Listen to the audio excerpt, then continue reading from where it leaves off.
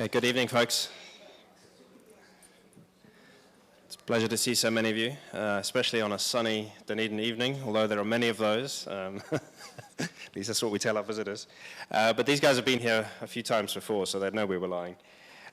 So I'm Will Sweetman, and I'm the head of the Religious Studies program here at the university. And the series in which this lecture, constitutes a part, is a series of lectures we've been running this year celebrating the 50th anniversary of the first lectures in what was then called Phenomenology of Religion here at Otago. And we're coming toward the end of the series. But we're delighted tonight to welcome Carole Cusack, who is Professor of Religious Studies at Sydney. She studied Religious Studies and English Literature at Sydney before going on to do a doctorate there in 1996, at which point she also became a full-time staff member in the department there, having also taught there before that as well. Her first book, Conversion Among the Germanic Peoples, appeared in 1998, and since then she's kept up a formidable rate of publication in all of her major fields, which are medieval European religion, religious conversion, medieval and modern paganism, contemporary religious trends, alternative spiritualities, and new religious movements. Now, I stalk or follow Carole on Academia EDU, and those of you who are on Academia EDU know that you get notifications when people do things, and Carole is constantly in my notification feed. I looked today for some figures. On her Academia page lists 21 monographs and edited books, 109 articles and book chapters, 87 conference or seminar papers, 145 radio programs, 46 introductions, forewords, and afterwards, which many of us would have counted as chapters, I think. No less than 250 book reviews, plus 113 reviews of her own work. So that gives you some idea of what I mean when I say a formidable rate of publication. However, that being said, Carole is not the kind of selfish scholar who buries herself in her study and just produces her own work. On the contrary, she's extremely generous with her time, and she has mentored a whole generation, or maybe now even, dare I say it, 2 generations of PhD students through Sydney who have gone on to make their mark all over the world. And in 2010, she received recognition of her work in this respect from the Vice-Chancellor of Sydney, the Excellence in Research Higher Degree Supervision Award. She's also given notable service to the discipline, editing several journals and book series, notably the Journal of Religious History, which she edited for 8 years. She's held various positions on the Executive Committee of the Australian Association for the Study of Religions, and has served on a host of more boring academic committees within Sydney itself. We were delighted, as I said, when Carole accepted our invitation late last year to come and lecture on this. She proposed a number of topics, and when we discussed this one, we thought that it was a great topic for the time, but we were a bit worried that it might be a bit passé by the time she came to speak, if only. If only fake news were not still something that we are concerned about. So we're very pleased to welcome Carole, and we're looking forward to hearing her speak about fake religions, fake news, and the allure of fiction, 21st century developments in religion and spirituality. Please welcome Carole Cusack.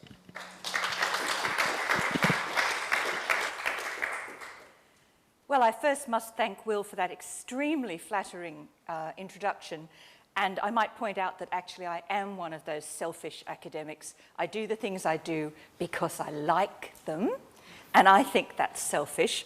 If it turns out to look another way, then I'm very pleased to be thought of as unselfish. But it was such a delightful possibility to come here again to the University of Otago, where we have, Donald and I, so many friends, as well as having had such splendid experiences in the past of conferences and other academic events.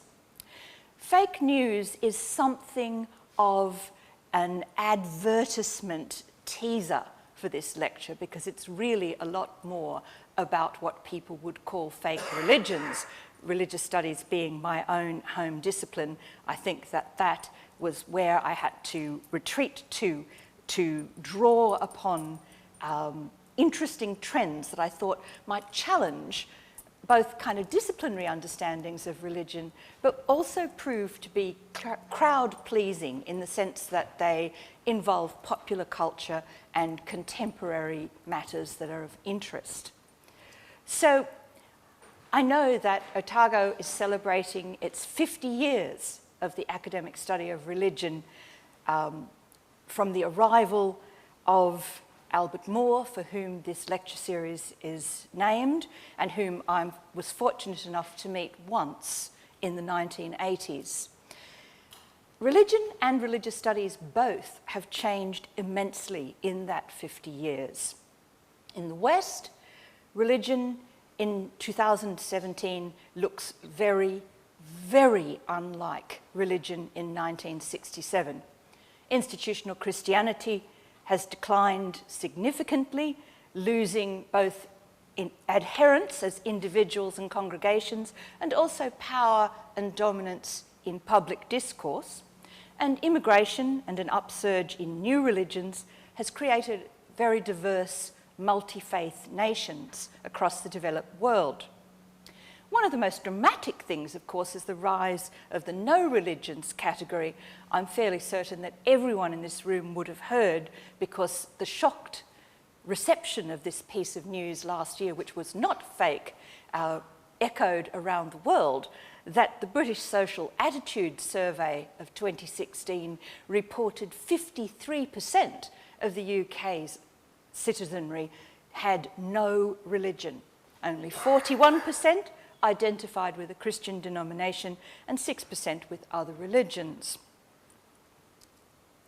So if we think about the academic study of religious studies, which is interested in religion, the way that people believe, the things that people do, what's happening in the world, but has its own kind of inner logics and particular fads, trends, vogue ways of studying, it has in some sense paralleled the retreat of institutional religion in Western societies, because over the past 50 years, a definition of religion has been extended to cover groups that lie very, very far from those religions that are normally included under what's called the world religions paradigm.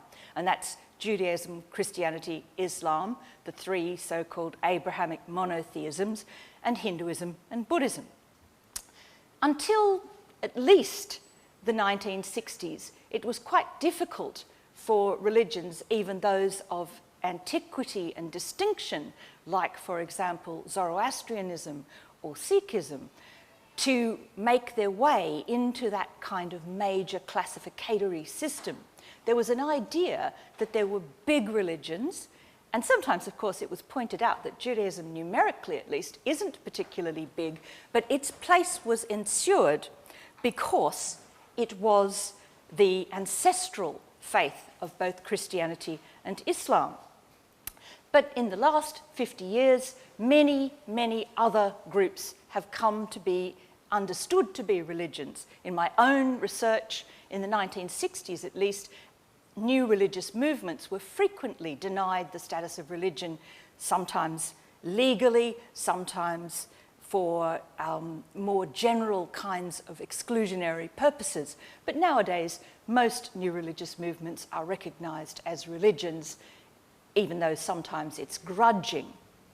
It's also worth pointing out that many other phenomena are now accepted to have religious significance, to at least be justified in using the adjectival form, if not the noun. So there are many things that are commonly called secular sources of the sacred that edge into personal spiritualities, other developments that people now regard as matters of ultimate concern. There's also a very significant recognition, of course, that all of the big religions actually aren't monoliths, that if you look inside each of these big religions, they're very internally diverse, and that's a very significant shift. And so we've moved a long way from treating religions as if they were primarily textual and ideal typical, in the sense that what you had was a kind of template for how everybody who belonged to that particular religious designator ought to think and behave and so on. And we now have much more of an idea within the discipline of more realistic life ways that people within religions experience. So lived religion, material religion, examine things like the daily practices of religious communities, the messiness, the unorthodox beliefs and practices that many people who still accept a particular religious designation nevertheless engage in. And of course, methodologically, we've moved a long way too. People can do all sorts of methodological exploration as scholars and students of religious studies: ethnography, action research, grounded theory, gender and queer perspectives, a kaleidoscopic range of other methodologies, many of them quite disparate and inharmonious, but nevertheless creating a busy and quite exciting field to be part of in 2017. But another important development in religious studies is that there's been a deconstructive term, at least for about the last 30 years, which problematizes the category of religion from various standpoints. And this can include, for example, post-colonial perspectives or Foucauldian discourse analysis, focusing on language and power, questions of oppression. What this has done, however, is that it's opened up a gulf between the scholars of religious studies and their publics, the people who are out in the streets of the countries we work in and whose value of or recognition toward our research is actually becoming increasingly significant. Every country now is in the grip of some form of government exercise to assess what our research outputs amount to. Now, Will may have told you that I have a lot of publications, but actually they don't count for a lot if I don't have what is now defined by my government in Australia as impact from my publications.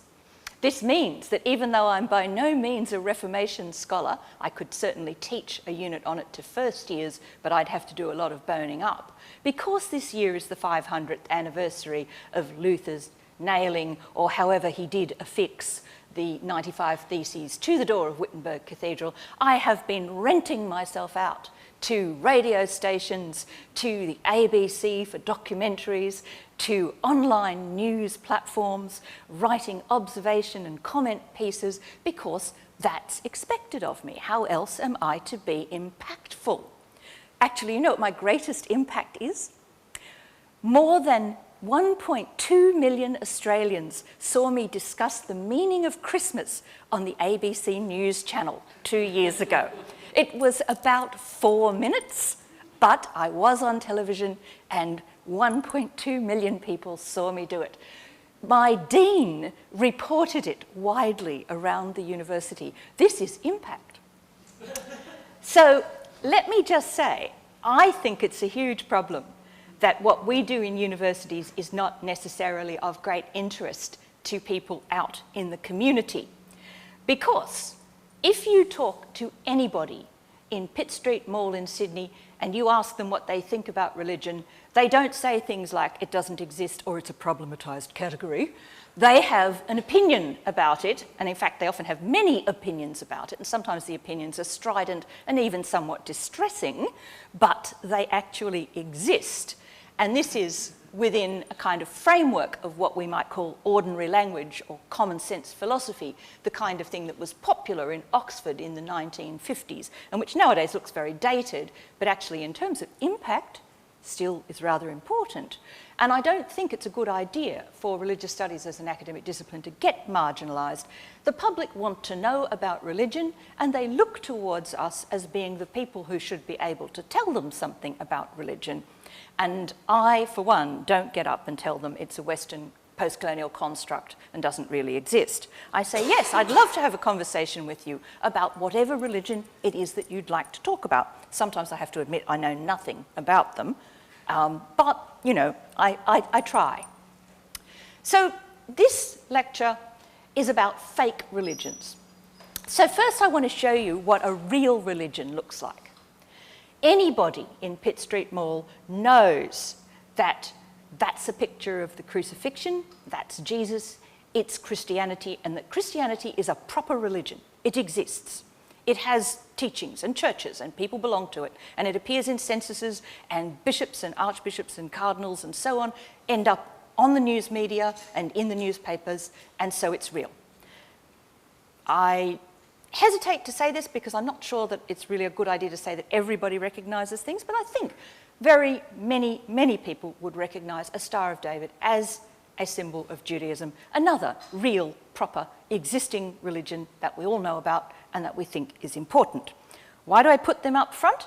Because I kind of want to talk about religions that most people think aren't real and aren't of value. And I spend a lot of my time studying them, so I'd like to say that I think they are of value. But I might have to do that via a slightly circuitous route. So first we will think a little about fake news. That ordinary language or common sense view of the world has lost a lot of explanatory power in the last 3 decades since the 1980s. It's worth pointing out that it's always been the case that the public can be influenced by inaccurate information if it chooses to be, if that information is distributed quickly and cleverly. Many people will probably know that our English word libel comes from the word libelle, which was used for the pamphlets that French revolutionaries printed cheaply and quickly and spread around the streets of Paris and the other French cities in order to spread revolutionary ideas. Some of those were accurate, some of them, we might say, were not. However, there is a difference now.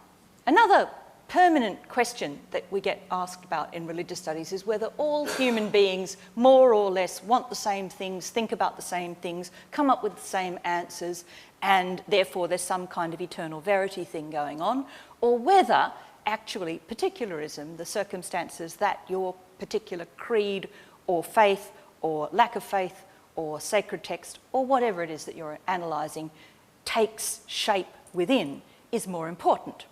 Well, the echo chamber effect that we have now of the internet, especially since the rise of social media, I'm just put Facebook's launch date there, 2004, but obviously it's been much more obvious perhaps in the last 5 to 10 years, magnifies the power of misleading or inaccurate information exponentially. It's hard to believe how much of it's out there now. And again, another interesting sociological fact from 2016 to parallel the British social attitudes, 53% of people with no religion, is that the Oxford Dictionary's word of the year was post-truth, which it defined as an adjective relating to or denoting circumstances in which objective facts are less influential in shaping public opinion than appeals to emotion and personal belief. Actually, it's quite an old term. It wasn't a new word. It wasn't just coined in the wake of Trump. It was actually coined in 1992 with reference to the first Gulf War, codenamed Operation Desert Shield, and the Iran-Contra affair in the late 1980s. But it takes on new and powerful meaning now. Sorry, he had to appear. I knew I would not be allowed to get away with not sticking Donald Trump on at least one slide. So here he is. When I was looking around for interesting methodological ways to present this material so that it wasn't just a pile of stuff that remained uninterpreted, but could be assessed in some way, I returned to a book that I think is very, very valuable, Cass Sunstein's On Rumours, which was written in 2009. He's a professor of law at Harvard. His principal interest is constitutional law, but the writing of this short book came out of, I think, probably psychological and sociological studies about memory and testimony in law courts, because we all know that memory is actually very malleable and shifting. It changes. We recode and recalibrate our memories. And he became interested in ways in which people could be to use a word I really hate using, but I'll use it anyway, sincerely led to believe things that were unsubstantiated or poorly supported, rather than things that were substantiated or properly documented. He came up with 3 things. The first is that most of our knowledge is at best indirect. Now, this is true. I read books. I often believe things that are in books. I think I'm fairly discriminating after almost 38 years at the University of Sydney. I can tell a good book from a shit book. But we have to take a lot of stuff from experts, from sources that we can't do a personal verification ourselves. The second thing is what he calls a social cascade, which is reliance on what other people say, especially individuals or organisations that we trust, that we think highly of. And he refers there to what he calls early movers or bellwethers, who are people who say things in a kind of prophetic call to arms kind of way, and can, if picked up by enough people, start a cascade effect where people come to believe things that are perhaps false. Sometimes it happens the things that are cascaded are true, obviously. I'm more interested in some of the psychological tests that have indicated that people will actually change their opinions and say things that they know to be false if they're in a group where people say the false thing is definitely true. Everyone probably knows about this. It's an experiment. You have a group of people, usually it's 16. 8 of them are plants, so they're not real experiment subjects. The job is to watch a screen and to see 2 lines and to say whether they're the same length or not. The first couple of times around, people answer honestly. On about the 4th trial, the plants, say 5 of the plants, say 2 lines that are obviously, to the naked eye, not the same length, are. Those more suggestible people in the group, those who like to groupthink, who like to be with the crowd, who like to think that they think what other people think, start looking at a screen where they can see one line is a foot and the other is 6 inches. Sorry, I'm old. That should be in centimetres, shouldn't it?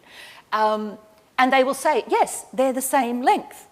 And this experiment has been repeated over the world many, many times. And it's not one of the horrible kind of immoral ones in the sense that people get electric shocks or anything like that. They just have to sit in company of people who are lying, and they start lying too.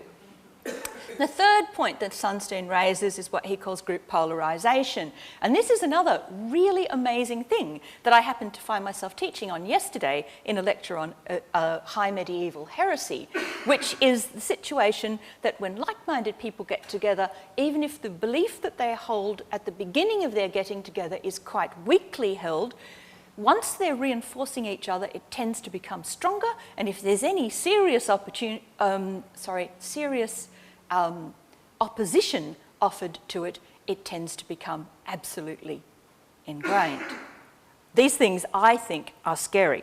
We should all be scared by the fact that these are not fake news. These are properly researched results. So, I've got a couple of approaches to the sort of material that I want to talk about substantively today, because it's oddball.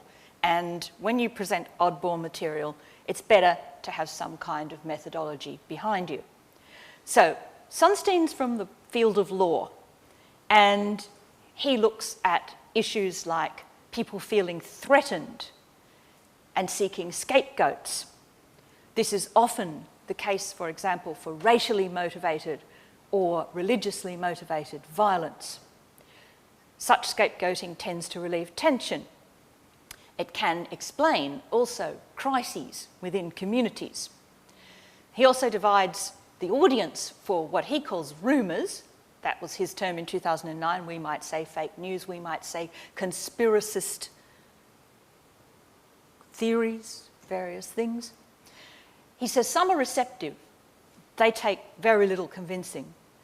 Some are neutrals. They haven't really got any investment in the topic, but they could be persuaded.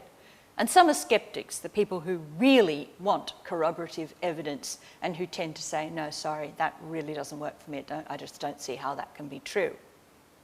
And he talks about the conformity pressure that I discussed in terms of the psychological experiment on the length of lines. And there are a couple of possible reasons for that. Shared beliefs are considered to be more likely to be correct. It's amazing how many students will think that a religion that has 1.5 billion believers has to be more likely to be true than one that has 15. Actually, that doesn't follow at all. I always like Gandhi's statement, if 199 people say something and it's wrong, the one person who opposes them is still right. The problem is, of course, actually being able to determine that and then being able to do anything about it, which I think increasingly looks problematic. And so people often say they believe rumours because they want to fit in with the crowd. There's also an evolutionary biological study that's been going for quite a number of years on gossip and how it's a huge way of bonding with other human beings. Rumours, fake news, are forms of gossip, and people feel conspiratorial when they share these stories. And a person who may initially not think a story is true may then, when they meet a different group of friends, feel compelled to share it because it's rather exciting to be in on something. There's also what Sunstein calls knowledge falsification and what my next scholar, Michael Barkun, calls fact-fiction reversal. There are some people who just, you can tell them black is black and white is white, and they will come back at you, no, black is white and white is black. It's just almost knee-jerk kind of response within particular groups. And that people care a lot, is his final point, about the good opinion of others. And this is something that actually is very important in court cases and the kinds of testimony that witnesses often give. They often are impression managing themselves to the people in the court, rather than actually reporting on the questions that they've been asked in the cross-examination. So, subcultures. I'm sorry about some of these slides. I very rarely write a lecture properly, and I use slides to remind myself as an aid memoir. I have got lots of images in this one, though, to make them not so boring for you. One of my favourite books, Michael Barkun's A Culture of Conspiracy, Apocalyptic Visions in Contemporary America, examines conspiracy theorists and the milieus in which they kind of hang out, coalesce, plot the coming apocalypse. And he comes up with 3 interesting kind of ways to categorise the knowledge that they're interested in too. Knowledge in that point is in quote marks. The first is a concept called rejected knowledge, which was an idea proposed by the scholar of occultism, James Webb. For some people, if knowledge comes from the establishment or the government, it must be regarded as suspect. It's probably not true. They're hazing you. You don't have to go the full David Icke and think that all of the world's governments are shape-changing lizards from outer space. A lot of people will actually just think governments are always self-interested and they lie to people systematically. That's just how it works. So dominant worldviews, therefore, are to be suspected. The second concept is the cultic milieu, proposed by one of my favourite sociologists ever, Colin Campbell, in 1972. And he says this is like a free-floating matrix of rubbish ideas that have never actually been really accepted by mainstream Western culture, but have never actually died. And people constantly bob their head up out of the primordial slime of the cultic milieu and say, how about we start, oh, I don't know, reviving alchemy or something like that. And the final concept is stigmatized knowledge claims, which I'm not going to talk about in detail.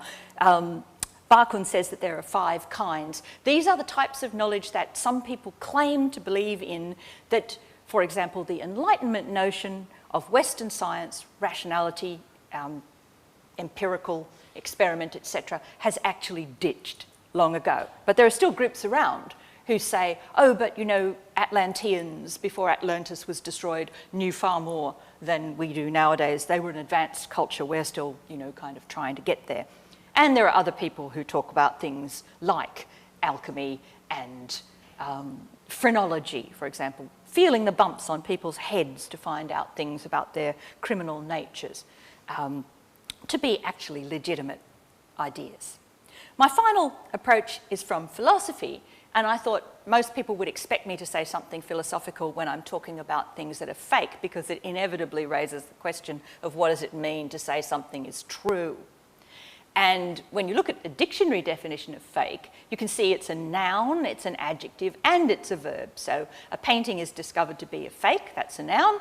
The same painting is described as a fake Monet, that's an adjective. And over the years, a British artist called John Myatt faked approximately 200 paintings, including Monet's, Matisse's and Renoir's, and made an awful lot of money out of it. And even after he was discovered and had to pay back most of the money, he's now exhibiting his paintings in exhibitions as a fake artist, which I find very interesting. And this would all suggest to us that the discernment of fakes is relatively simple, that a difference between a fake and a true artwork or designer handbag is that one of them has got some kind of authenticating source that verifies that they're true. The designer handbag really was made in the, I don't know, Prada manufacturing site in Italy.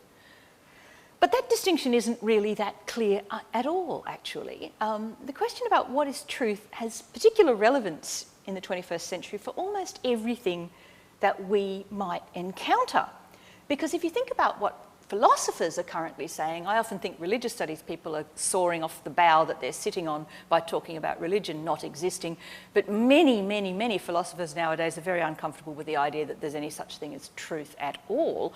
Or even if you think that there is, somehow instinctually, they're very, very wary that there's any way of actually proving that it works.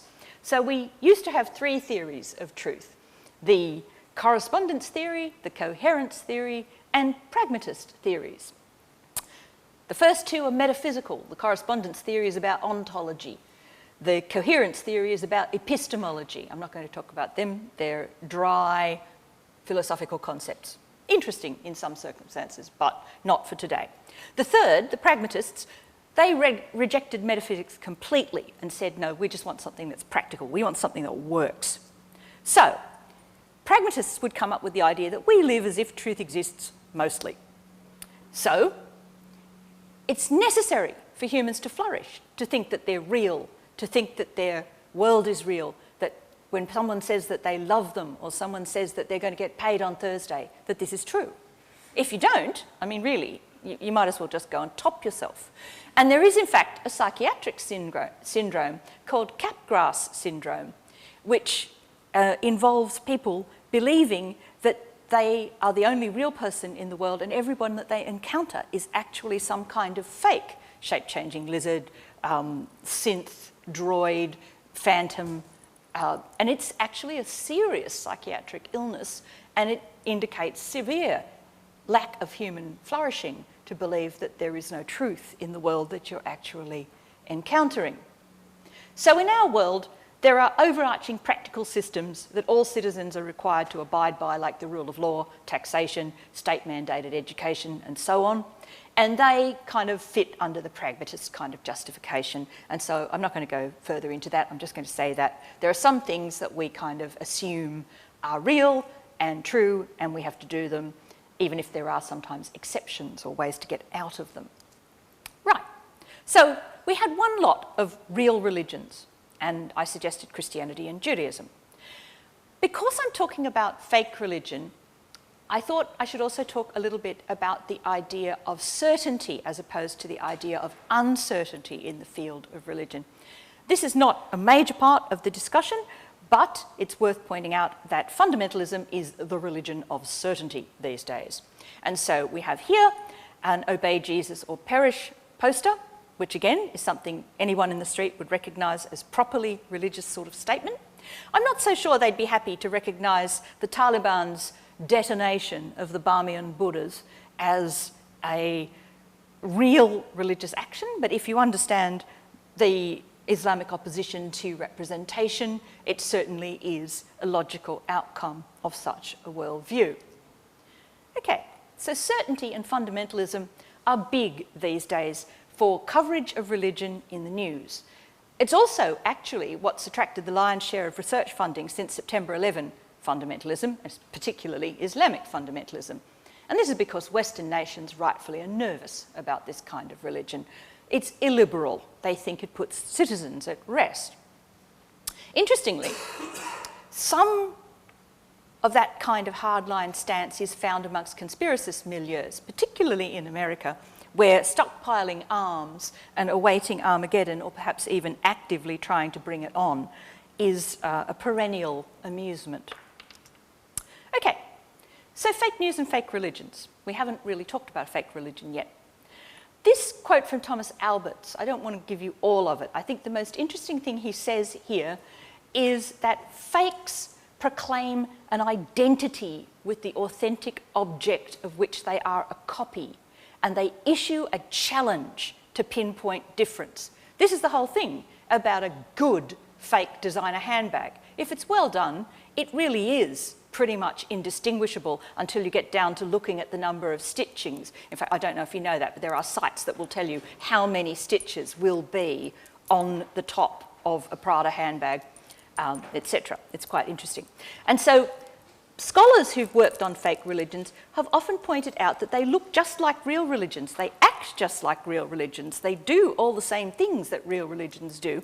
And as such, they actually offer a very profound challenge to real religion.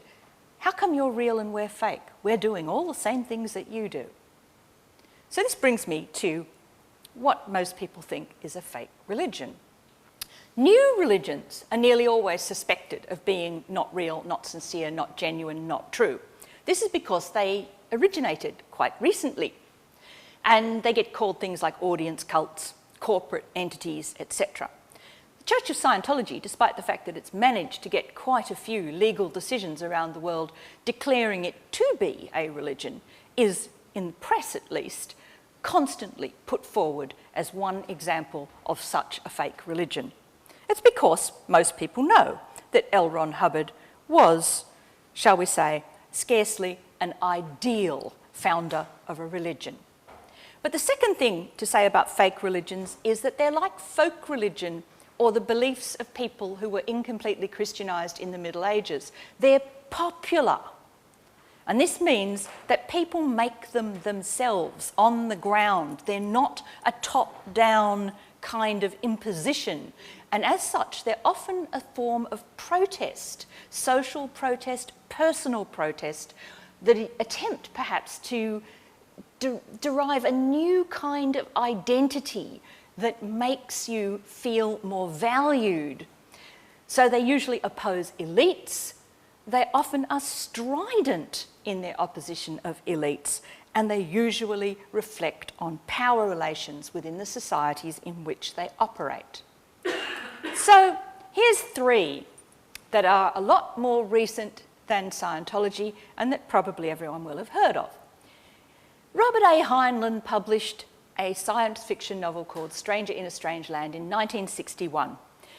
In April of 1962, two American college kids, Tim Zell, now known as Oberon Zell Ravenheart, and Richard Lance Christie, founded a religion called the Church of All Worlds, which is a fictional entity within that book.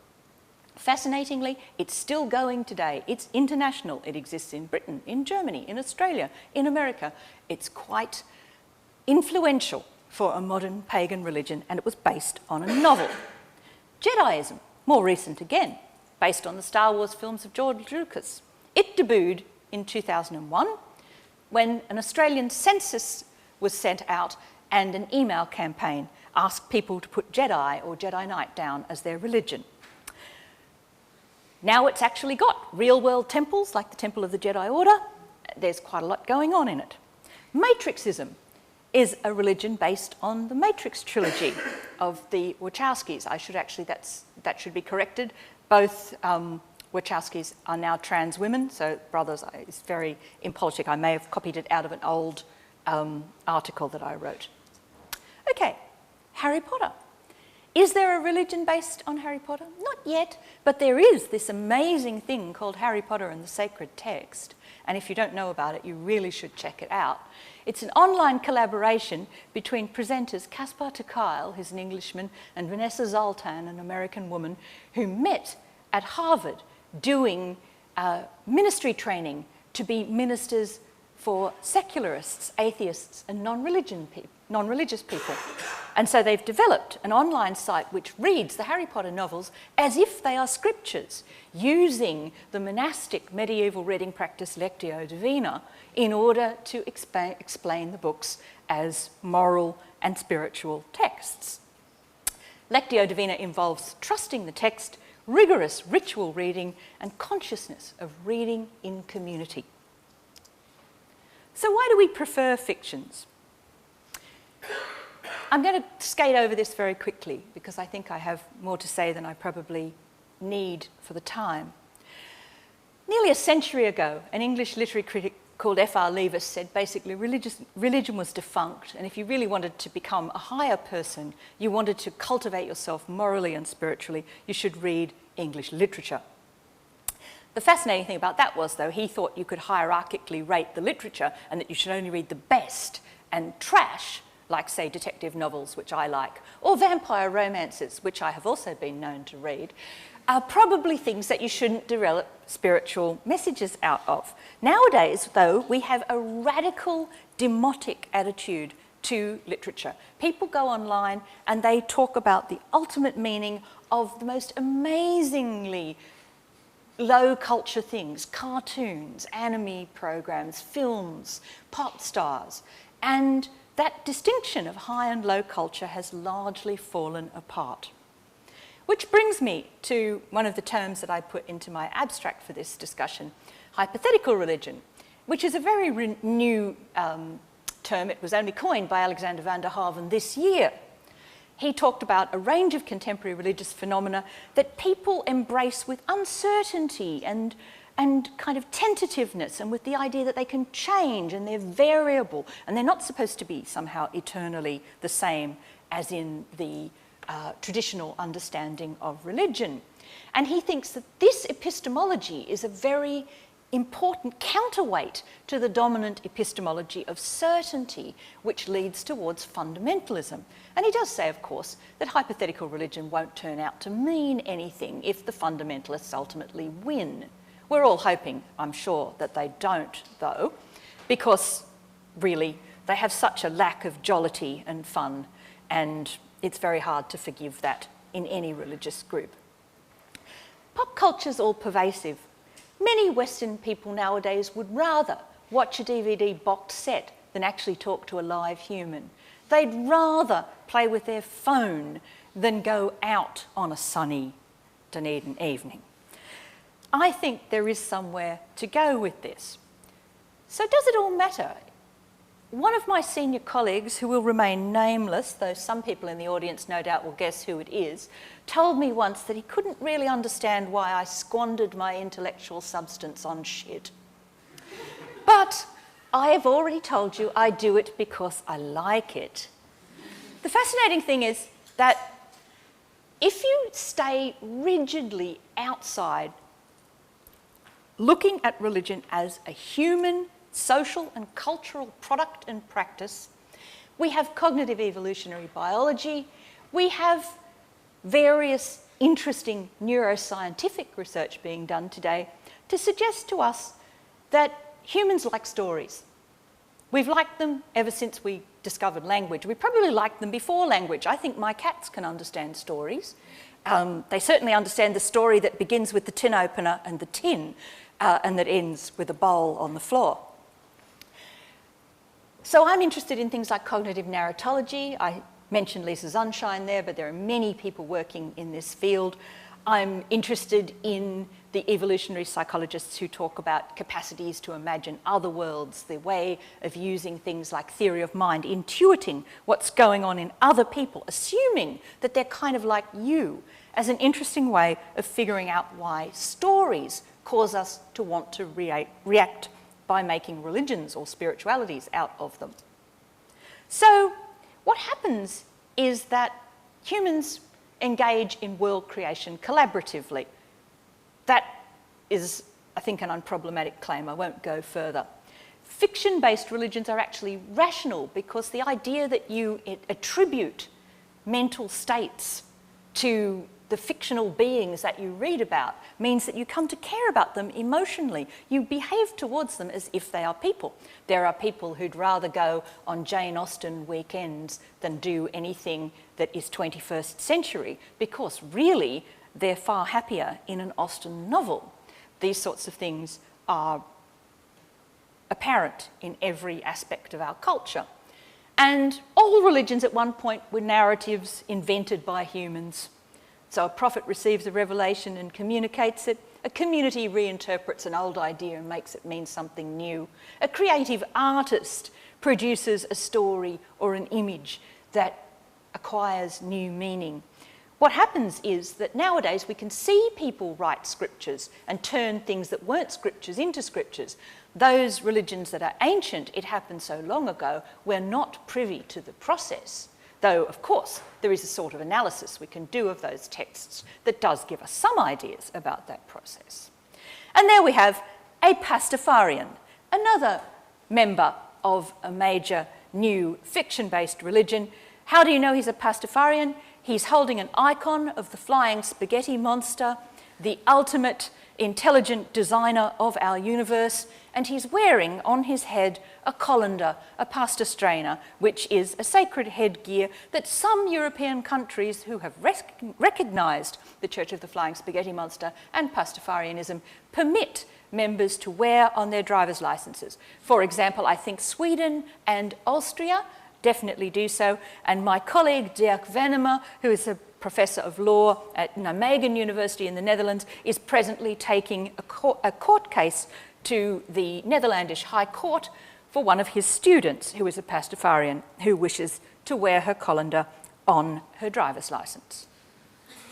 So we're back to hypothetical religion.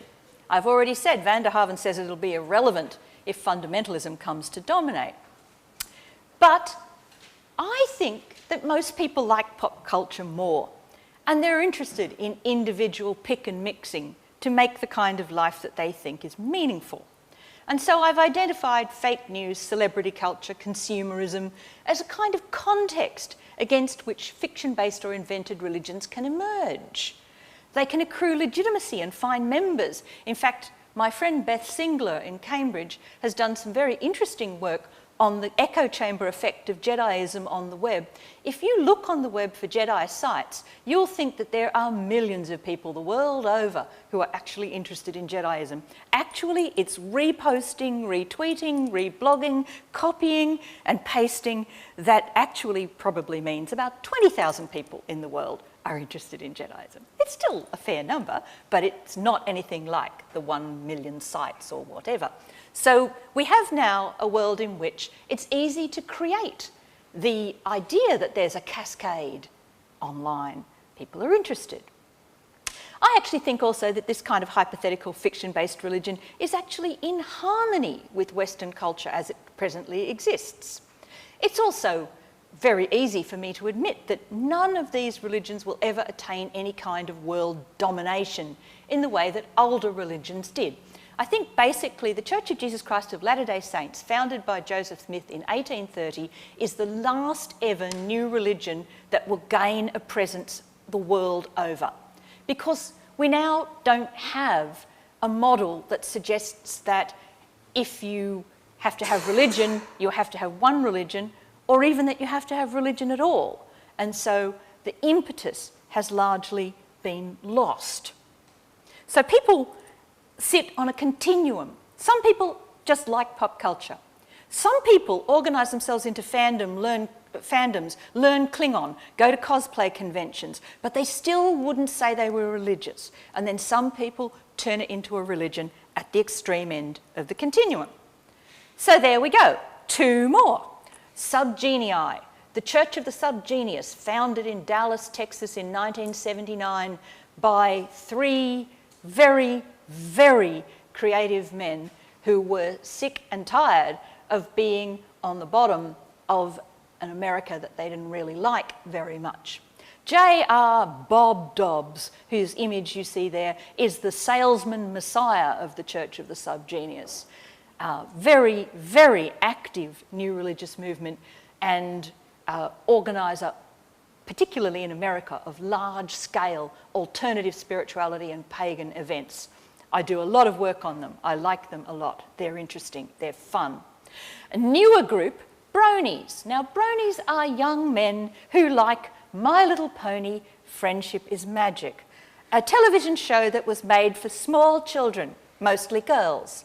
They also like to collect My Little Pony toys. The worshipper there is communing with Pinkie Pie, the pink My Little Pony. Bronies are very definitely an example of the continuum-based group. Most of them just like watching the TV show and collecting the toys and chatting about it with their friends. Some in the middle are an organised fandom, have put on full-scale brony musicals, wear costumes, and also some of them write brony porn, clop porn it's called. At the far end, there are those who have actually made a church out of it. So, what can I say to kind of start wrapping things up? Since the Enlightenment in the 18th century, our Western model for society is a form of liberal democracy that's secular. That is, there's either no established religion, or even if there is an established religion, everybody else's religious freedom is guaranteed. Basically, you're not compelled to be religious or do religious things if you don't want, and you don't have to change. Now, a great scholar of new religious movements, a grand old man, J. Gordon Melton, recently argued that when in the 1960s people started seeing a lot of new religions emerge, the scholars who started studying them thought there was something wrong. They thought people who wanted to start new religions must have been mentally ill or wanted to make money, were kind of con artists. And the interesting thing is, he argues now that the view has changed entirely. In the 21st century, it's understood that the emergence of new religions is a sign of a healthy and free society. And we can now see everywhere that the slowing of the process of the formation of new religions occurs only when there are suppressive powers of the state preventing it. So Russia, now re-establishing itself as an orthodox theocracy and steadily banning new religions one by one. The JWs have already been banned. The Scientologists are being banned as we speak. They will all be picked off one after another. They will disappear. China, there's no religious diversity. Cuba, North Korea, there's only the cult of the Kim family.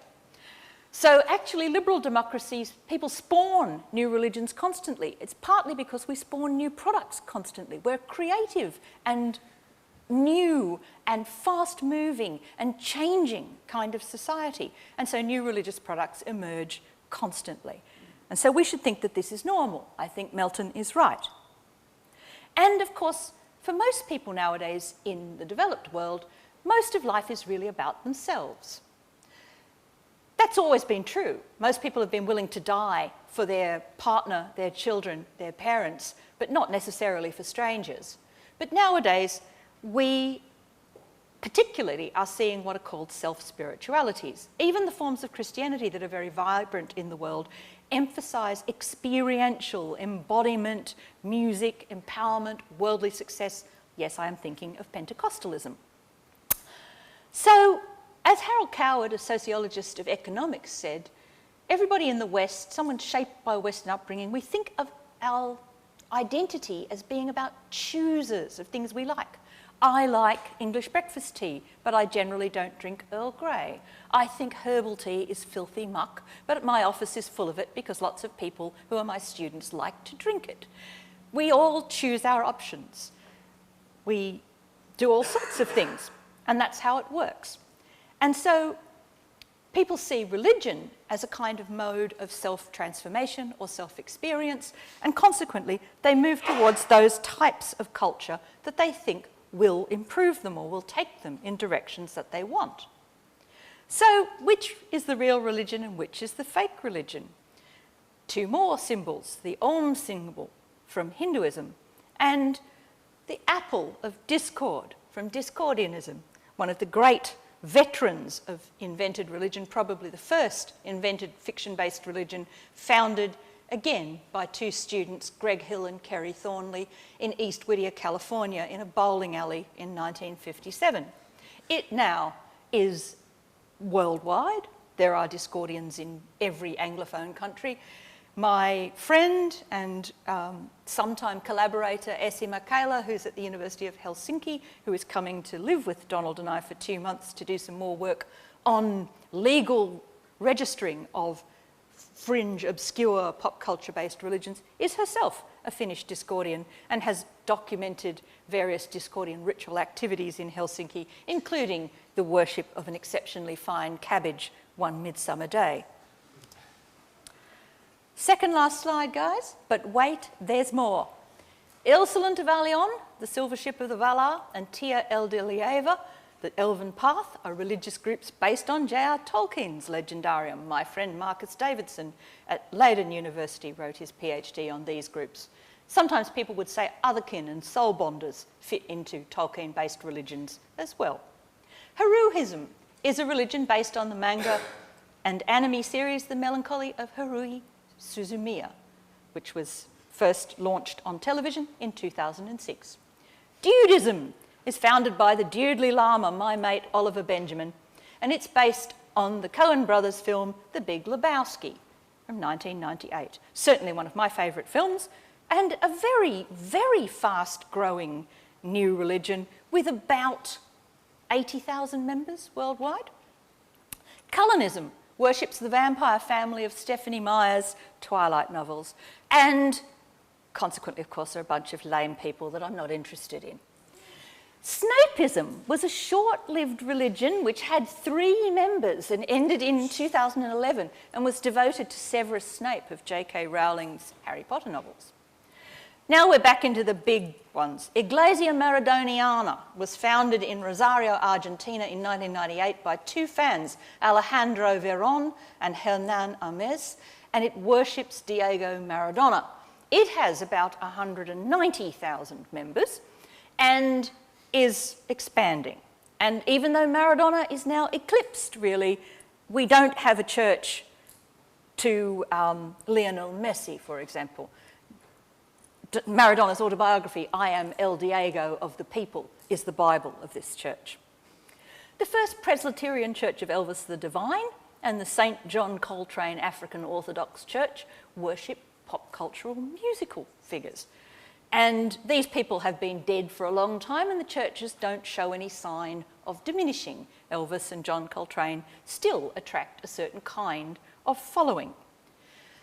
Last but not least, copymism, founded by Isaac Gerson in 2010 in Sweden, which believes in the free sharing of information. In other words, it's a file-sharing club, dissident, hacking, hacktivist organisation that nevertheless has organised itself as a church. So I think I've probably blown your minds sufficiently, and probably some people don't like this sort of stuff at all, so I've borrowed a line from the bard whom no one can object to, and which I hope will absolve me in anyone's eyes. If we shadow have offended, think but this, and all is mended, that you have but slumbered here while these visions did appear.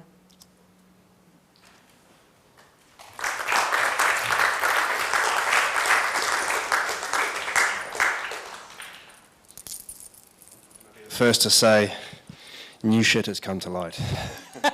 For those of you who haven't seen The Big Lebowski, go and watch it immediately. I love it. And you'll get the reference. Thank you very much, Carole. We have a little time for questions. If people have any, we have some here. I'll bring the mic around so we can capture the questions as well. Hi. Sounds weird. I was just thinking, I probably got a million questions, but I'll just ask one.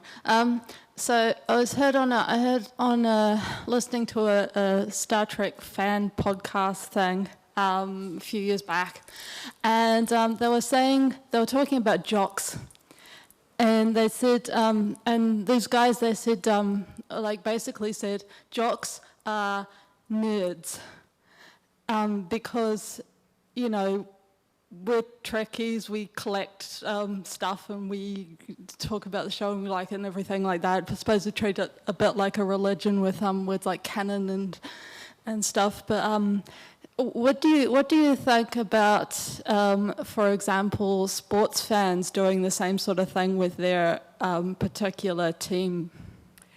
That's a fabulous question, and one of the things that I write about quite often actually is sport and religion, and I recently had the piece on sport and religion in, I think, was it the Oxford Handbook of Researching Religion? I can't remember anyway, but one of the things I wrote about was the Tartan Army, the Scottish football fans, who are without doubt a religious organisation, and when you interview them, they say that it's our religion, we save all our money, we work, we save, and then we follow the team around the world. This is what it's all about.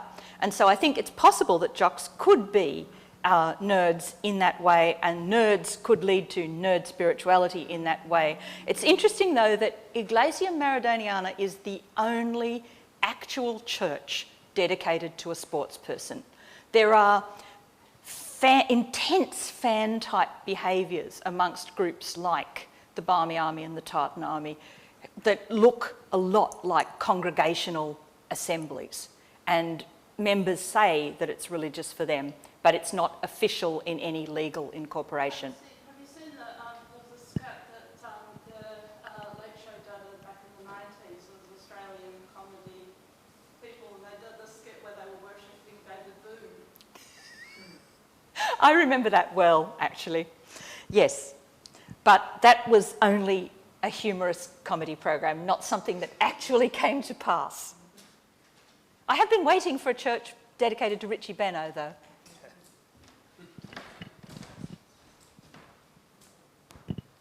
I'm not sure about the exact details anymore, but I can recall there was a time when the weapons of mass destruction in Iraq were openly admitted, even by the military, to not exist, and yet when people were exposed to the evidence, it just seemed to reinforce their belief that an invasion was necessary based on the weapons of mass destruction, which did not their exist. own military had admitted didn't exist. So just wondering if you could comment on that. I don't have anything particularly to say except that I'm intensely crowd-phobic, and Donald and I went to the anti-invasion of Iraq march in Sydney, which attracted, I think, nearly 300,000 people in February of 2003. It was one of the hardest things I ever did because I really don't like crowds. And you can tell that it affected me badly because I actually left my ATM card in an ATM. I was so rattled, just lost it. It was really bad. So, no, we all knew, well, those of us who were inclined to be open to the experts that talked about there being no weapons of mass destruction, that there weren't any. But what that was a cascade. There were a whole lot of things that connected up before the weapons of mass destruction even were raised.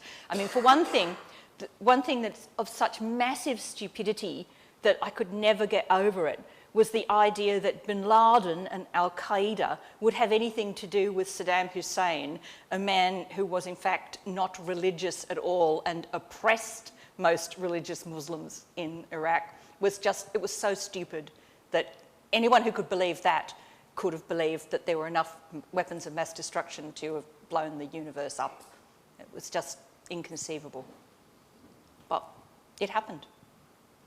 So is that common amongst these thoughts that even if there is evidence to the contrary, you will still maintain that belief? Okay, look, I didn't even go near some of the stuff I could have talked about because partly I wanted to talk about something new because I want to turn this into an article. So I've done an awful lot of work on ufology. Ufologists are just extraordinary. There are more than 4 million people in America, and okay, there's 300 million people in America, but 4 million who say they've been abducted and taken away and experimented on by aliens. Something is going on there. I don't know what it is, but I'd like to believe that it was a cascading groupthink, not something that's really happening. But yes, I think cascading groupthink happens in all sorts of contexts, and it's really quite frightening. That's one of the reasons why reading about this sort of stuff in the context of, say, psychological research or legal research about witness testimony, etc., is actually alarming, because people can say things that are quite obviously not true, utterly unsustainable, without any kind of evidentiary basis, and yet think that they are being sincere and others believe them.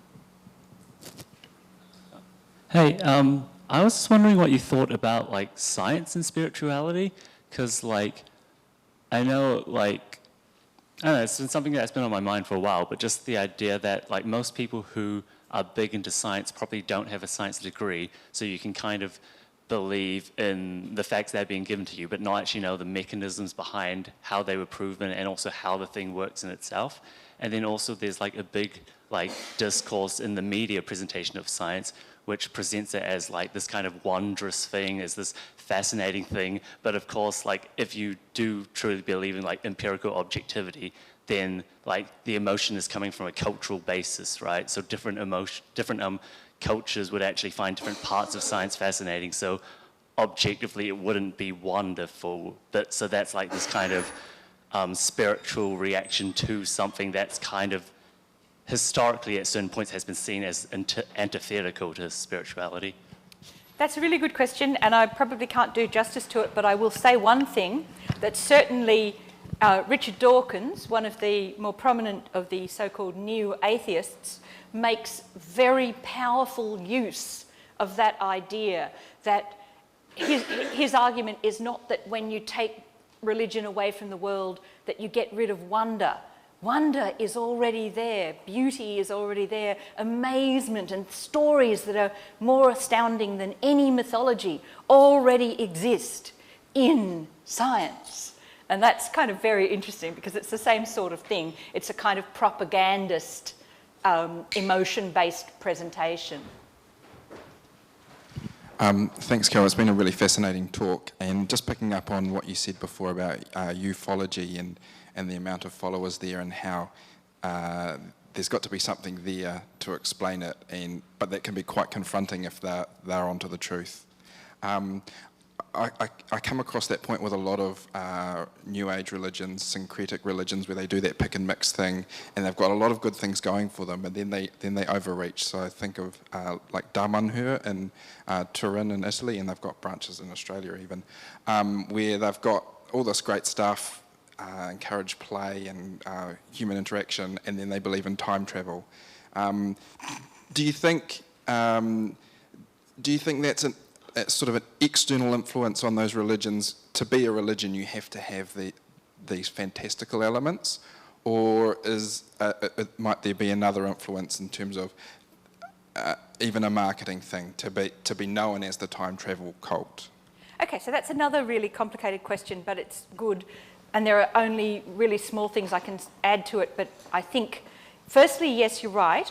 If you're going to put forward the idea that you're a religion, particularly if you're interested in any kind of legal recognition, it's extremely difficult if you say, look, like there's nothing in it in terms of mythology or ritual, or, we just don't do that stuff. Because then people will say instantly, full benches of courts will say, that then you're not a religion. There's an issue there, right? Religions have some kind of, if not supernatural focus, supra-empirical focus, something that's beyond us, ultimate concern, to use Paul Tillich's term, which I did use once in this lecture, but I actually really object to being imported into religious studies, because it's actually a theological concept that I don't think is well translated by most social scientists. But so that has to be there. But also I think that fantasy is a really interesting sort of subject, or science fiction also.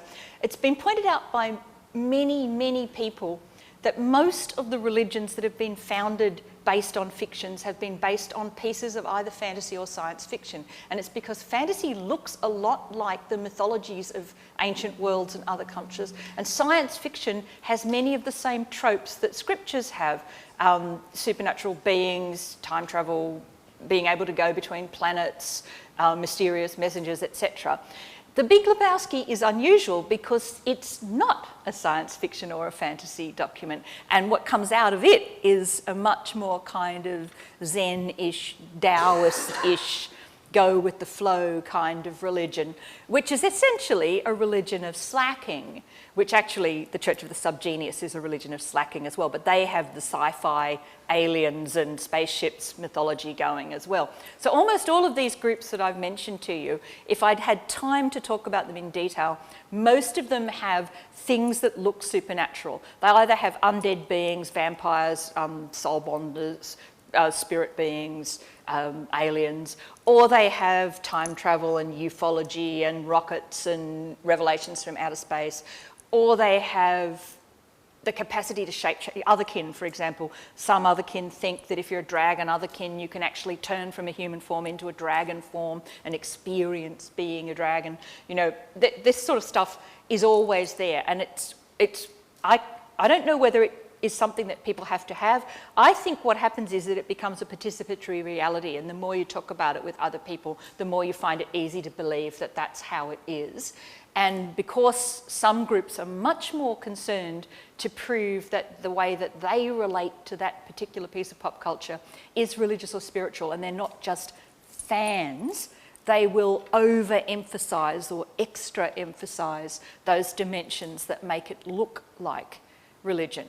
So the Church of All Worlds in 1962, after Tim Zell and Lance Christie got their friends together and started the Church of All Worlds, they actually devised weekly services and wrote hymns and things because they'd both been brought up in Christian families, and they thought, well, this is what a religion looks like. And even in the novel, you know, there are services and rituals and things people have to do. So we have to now imitate those things and do them in the real world, and then people will see that we are actually a real religion, just like other religions.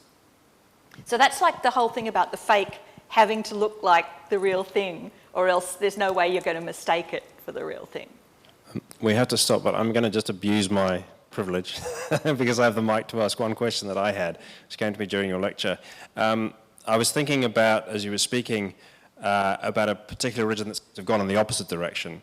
And that is, I'm thinking of the non-realist or anti-realist movement within Christianity, which has basically said Christianity is a really good story, which only works as long as you think it's a good story. But do you think that's comparable to what's happening here? I mean, it's taking a real religion and acknowledging that it's a fake religion, or do you think it's another kind of phenomenon? I think that's another kind of phenomenon.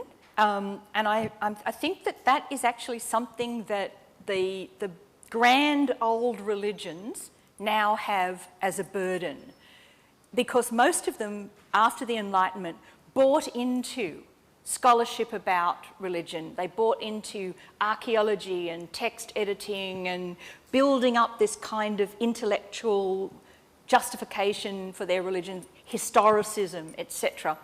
And a lot of that looks quite fragile now, not just in the case of Christianity, but it can be seen, for example. I mean, I'll give you an example. It's a new religion, okay, but because it's so big, I'll say that it's a huge problem for Mormons. And this is because Jesus and lost tribes of Israel are supposed to have walked on the American continent. Every Mormon university in America has a department of Mormon archaeology. Now, I expect eruptions of hysterical laughter there, guys. What are they going to be digging up?